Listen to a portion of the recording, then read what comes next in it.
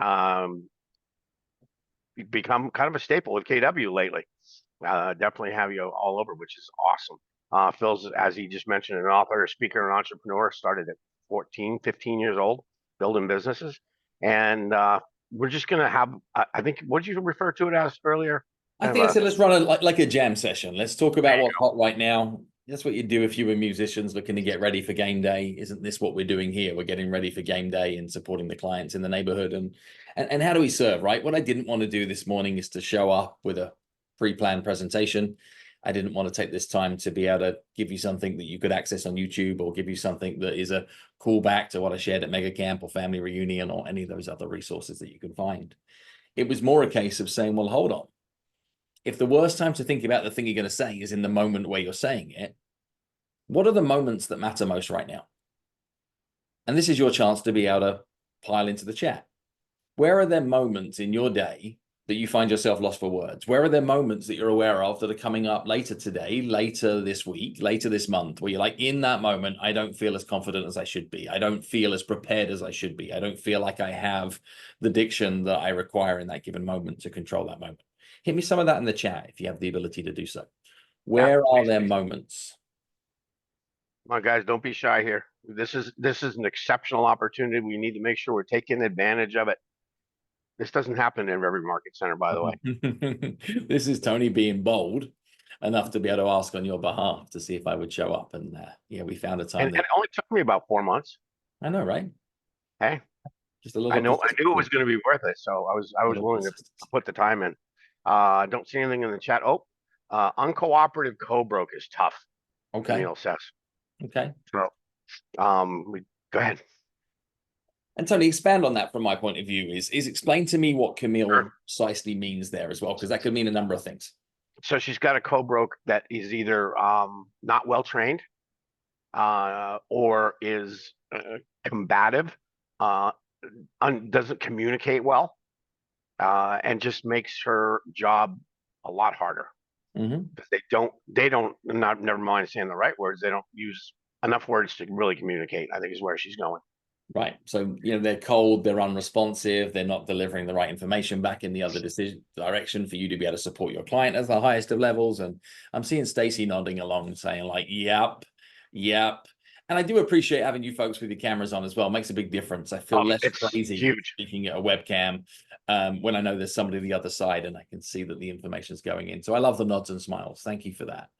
And if we take a moment like that, the challenge that you're always going to find with is that your first response that happens up here in your inside voice is like, I freaking hate this person.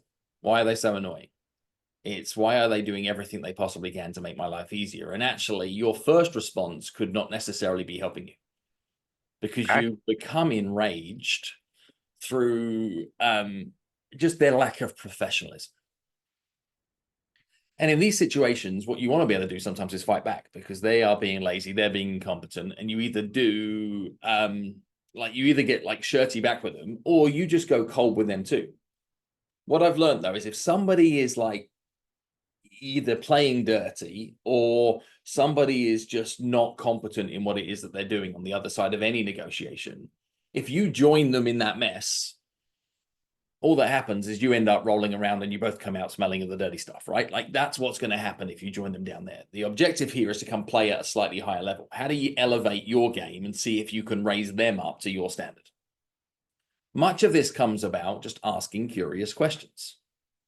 And I grabbed the roleplay cards today, and something that many of you folks might have not got to when you're using the roleplay cards is learning how to use them in order. Learning how to build a sequence of questions, a stack of questions, a challenge of questions. Because if you can ask question after question after question after question and you never make a statement, you cannot be wrong. You catch that again? If you ask a series of questions, you cannot be wrong. Whereas if you make a statement, you might shoot and miss. Take a situation like this, is you can take all of these perspective changes and run them in order. So, for example, you could say, well, what do you understand about the information that is needed on your side for us to be able to get this deal closed? Question mark. You could say, well, what is your experience of working with agents in scenarios like this so that we can achieve the best outcomes for both of our clients? You can say, how important is it to you that you keep your client up to date on what's happening on our side? You could say, look, how certain are you that this means of communication is in the best interest of our clients? You could say, well, when was the last time that you actually closed on a deal? You could say, well, could it be possible that we can find a way of communicating here that is actually going to get us both the information we need? You could say, how would you feel if the buyer in this scenario or the seller in this scenario was somebody that you really cared about, a friend or family member that is getting this kind of level of service? You could say, well, look, just imagine how much better we could both make this if we jumped on a phone call quickly.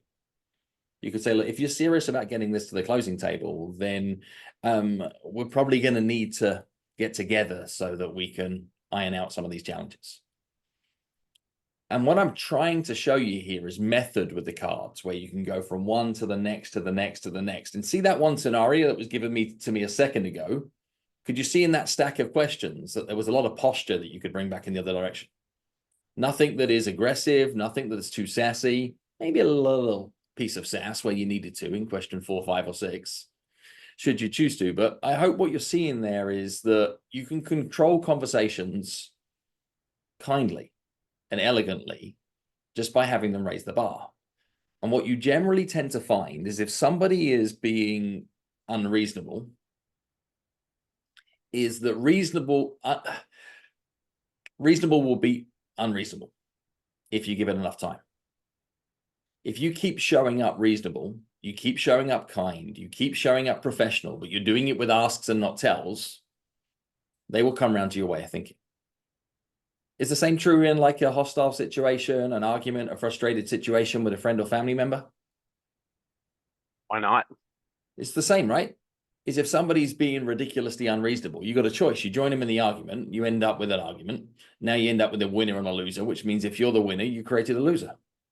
Probably doesn't bode too well when you live in the same house. What you might be better to do is to slow the process down, be strategically more curious, understand their feelings, their beliefs, their actions. They might have good reason for them, which is the same with the non-cooperative co-broker.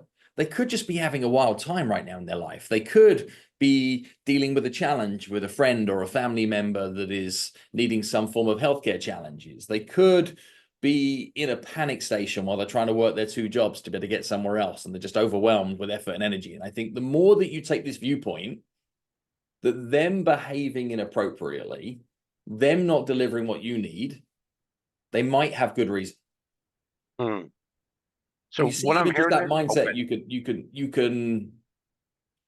you can empower yourself a lot if you always assume good intent. What I'm hearing there, Phil, is that when you're dealing with someone who, in Camille's example here, uncooperative, you do not know what's going on behind the curtain. No. And that uncooperative, grouchy person could have something big time going on in their life that you know nothing about. Yeah. And you can only inflame and aggravate the situation by telling, not asking, which I love. It's a great mindset. Okay, thank you. I love that. Yeah. So, but we obviously the August 17th was the new buyer agency agreement from NAR. And can you speak a little bit to that about some overcoming some objections and for some of the right words to come across with that? For sure. And I've been knee deep in this stuff for over a year. So helping a number of the biggest brokerages and brands, including Keller Williams, to navigate their thinking frameworks around all things NAR and how we're going to have to approach things differently. The starting point with everything that is related towards buyer's agency is back to the point I made earlier. If the worst time to think about the thing you're going to say is in the moment where you're saying it, where is the moment that you're now going to be able to bring up, we are going to get into a prenup, and this is what that prenup's going to look like, and here's how I'm going to get compensated as and when the inevitable happens, right? Like that's what we're asking to be able to do. And there isn't a playbook for where that moment exists in the history of this industry. Because even if you've been doing buyer's agency for some time, what buyer's agency looks like past August the 17th is different to what it looked like for the decades prior, right? It's different regardless. because the consumer is educated at a different level. That's the biggest change here. Nothing to do with NAR settlements, etc. It's the noise from the media, the noise from hearsay is going to continually educate consumers in a slightly different way. So from the NAR point of view is I'd just be looking at saying, well, what are all the moments I now need to get ready for? Think of it this way. If you've been working with a buyer for the last 12 months and they haven't offered on anything that's closed, you might need to have a pattern interrupt conversation, a creation of a new moment with them to get some new paperwork in front of them that helps protect you and protect them in the long term. If you get a new lead inquiry come in that somebody wants to go see 123 Main Street, you've got to say, well, where is my moment where I'm going to bring up the fact that we are going to have some terms of business as to how we're going to work together before you open a door. And perhaps one of the other biggest moments that is so valuable for all of us right now in a prospecting capacity is just give me a quick kind of yes or a shake or a nod or a hand up. Has anybody got clients that they worked with in the past that they would like to work with again? Yeah. Is the easiest group of people to miss right now on all this NAR stuff is those folks. The people that bought a house in 2022, the people that bought a house in 2023, the people that bought a house in 2019. The safest place to play right now to be able to learn how you can find confidence in your conversations around buyer's agency and asking for your money at a moment that is different to a point in time in the past is by wrapping up your existing clients to make sure they are actually your clients, not just a past client. And I think there's an important set of outreach there that says, well, how are you connecting with the family you helped in 2022 and talking to them about the changes? So what they don't do, because this is a very real risk, is they don't decide to think about potentially making a move. And they don't say, well, I don't want to bother you, so I won't bother you. I would like some more information about this home that I saw on Zillow, though. Click button. Don't want to bother you because I'm not sure whether we definitely want to do anything. And before they know it, they're in a conversation with a less skilled, less experienced, less valuable agent than you that puts them under contract. Or they do the same at an open house. You have to play defense right now as well as offense with the people that you've helped in the past, so they understand the rules of engagements and how you're going to represent them as an agent for all of their housing needs long into the future, so that you can educate them to say, don't click buttons on Zillow. When you see something you like, screen grab it and send it to me and I can share with you the more information. I can find you the information you need. You say to them that, if there's an open house, you're thinking of dropping by, please always let me know. That way what I can do is I can get you well armed ahead of time with the information you need. I promise you're not bothering me. This is the service that we provide for our clients. And that it's the changing of the mindset that says buyer's representation means buyer's representation forever. It doesn't mean once you find a home, here's how I'm going to help you win the gig. Because if you want to protect your fees, remember that your value is only valuable where it is both appreciated and it is appreciating. And that means that sometimes you need to have compound interest on your value. Okay, stop the tape for a second. Can you say that again? That was absolute gold. Your value is only valuable where it is both appreciated and it's appreciating. And that means that if you're saying to people, for example, if there's anything you ever need, if there's anything I can do to help, don't hesitate to ask. That says you don't know what actual value looks like to that person. What you'd be better to say would be, well, would it help if I provide you with any off-market listings when they come to town? Would it help if every 6 months that I share with you just a market update that helps you understand what your equity position might be in your home? Would it help if, even just as you're giving consideration about what your potential possible maybe next move might be, is that we could have an open and frank conversation about the pros and cons of different neighborhoods, different school districts, different. And they'd be like, yes, now we know what their appreciated value is. We can deliver to their appreciated value, not what we believe is valuable. Now, the appreciating piece, Tony, is over time. And it's a lot easier to protect a 2.5%, 3% fee if you've been serving that client with valuable insights and valuable tools that they decided is valuable. You don't give value, they get value.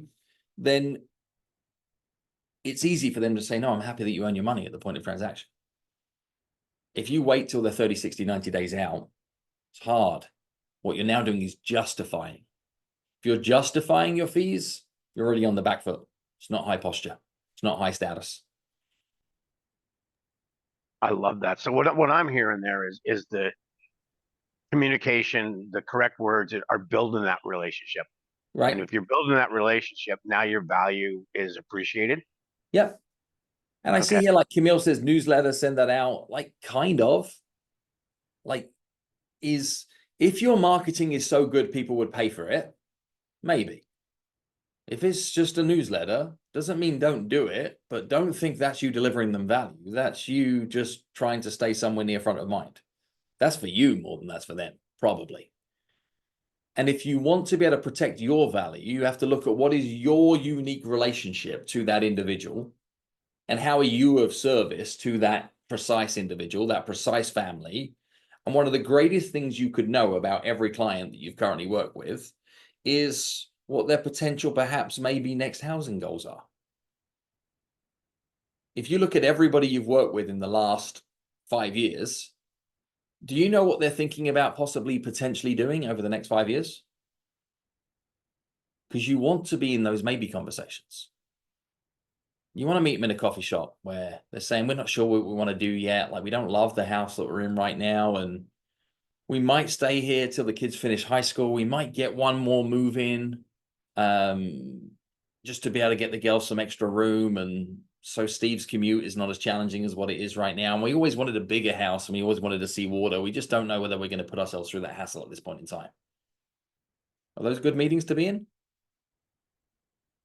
And now you're in a marketplace of one. Now you're the only agent in the conversation. If you wait till people are somewhere near ready, then you didn't care enough to be the only agent they spoke to.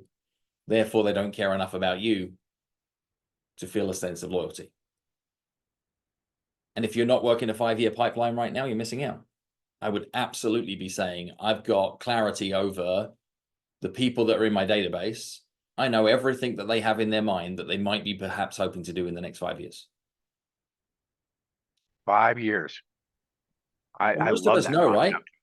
Tony, you know, like you got some idea as to what you see for your family living circumstances for the next 5, right? Yep, I do. There might be some wishes and hopes and dreams of investments. There might be a plan for a second home on the lake. There might be a downsizing moment, etc. You don't know precisely. You don't know for sure, but you got a good idea. And I think most people have a good idea if you get in the weeds with them, but they don't know that you can be in those conversations with them. They think they have to wait till they're ready to say, can you open a door for me? So I can look around and then can you write me an offer? So everything that we're against is in the mind of what the consumer believes is the only services they can get from us. Why not get into these earlier conversations? And they're all going to move at some point, right? That's what I love about this business is nothing's forever. Almost every living adult in your neighborhood is a prospect.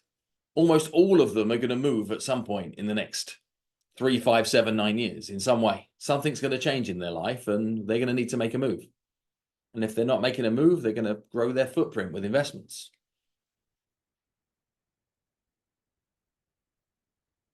And Camille, you say, show them that you're highly educated. Yes, I agree with that. But better, learn how you can be remarkably useful. This isn't about us saying, look how brilliant I am. This is about finding out what they would see as valuable. Not look how smart I am, look how smart I am, look how smart I am. That's overwhelming. And useful might even be, hey, you know when cool stuff comes on the market that's new and sexy and shiny? I'd love to see inside some of those homes for inspirations. If you could ever show me photographs and maybe if you ever get me to go and take a look at one of those places, if there's an open house, just so we can dream big, I'd love to be able to make that happen. And that might be all they want from you. They want naughty photographs of sexy houses. And you're like, well, I can do that. And now they know what value looks like. I love that.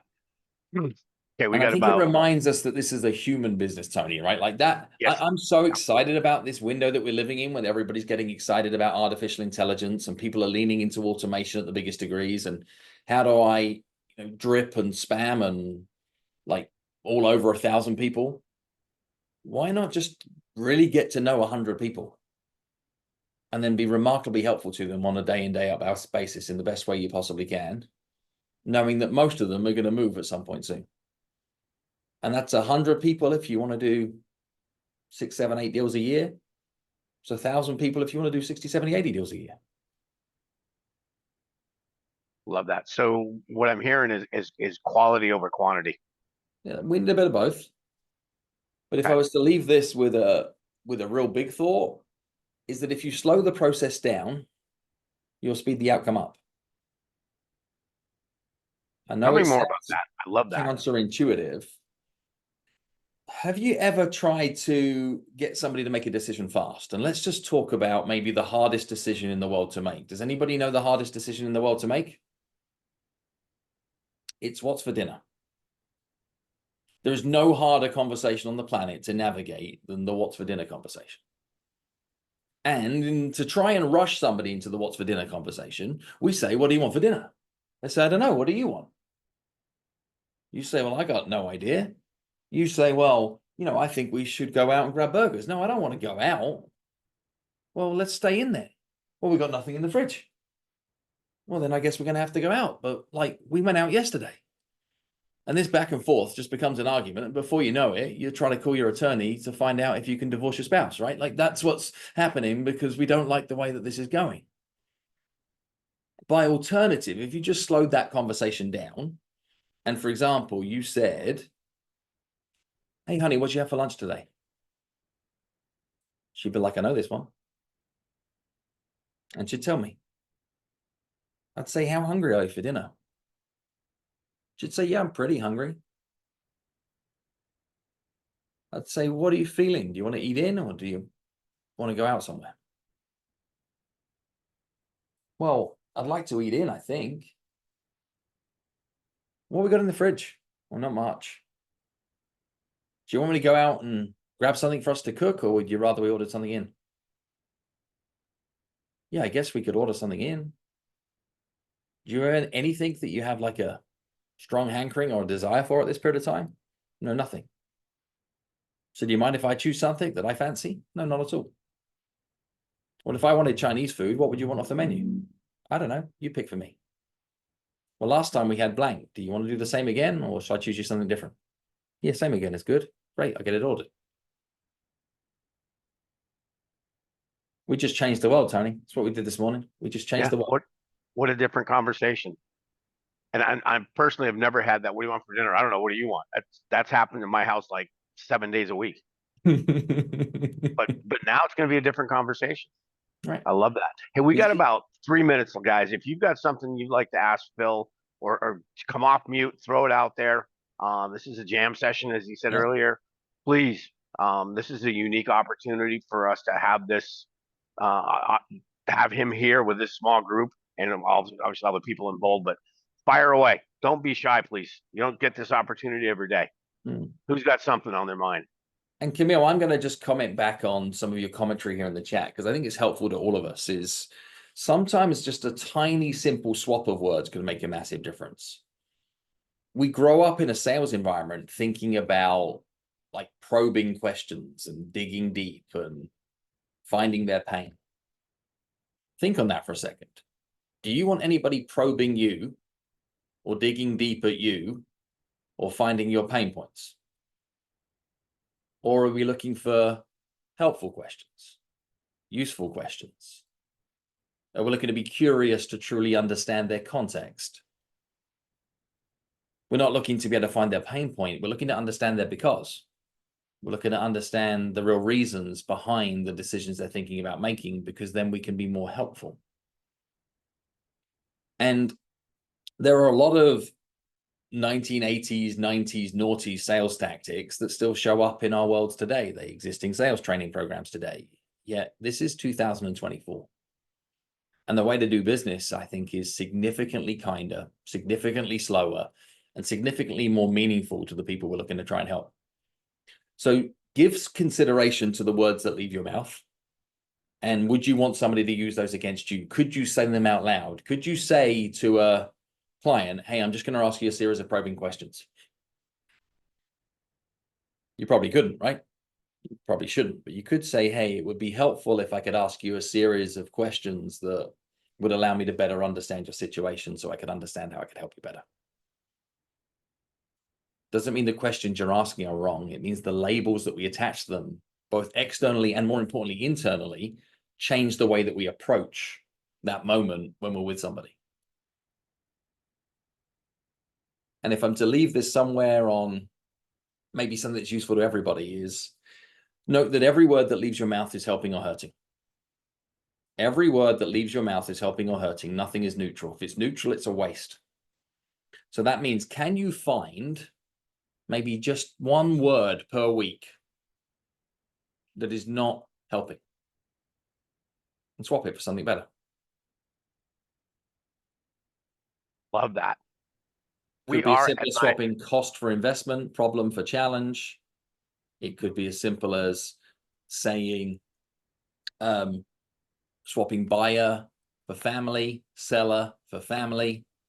It could be swapping, like when I sell to when they own. We don't say new buyers, we say new owners. You see how much more positive there can be language here that just adds pride to the work and adds gravitas to the work. We need another hour and a half, but unfortunately, we're at 9 o'clock. Phil, this has been absolutely fantastic. I hope you guys got something out of this. Obviously, the recording will be on KW Metro at some point. Phil, thank you so much for your time. This was absolutely fantastic. I see lots of smiles, and I'm sure people got a lot out of it, man. Thank you so much. Yeah. And if anybody doesn't have these cards and wants these cards, ping me the word roleplay on my Instagram account, and you get a link to know how you can access the roleplay cards if that's useful to any of you. Awesome. And I have a set and I love them. So we do it every week. Thanks, man. Appreciate it. Thank you. Thank you. Good to All see right, you. guys. Have Take an care. awesome day. Bye-bye. You got it.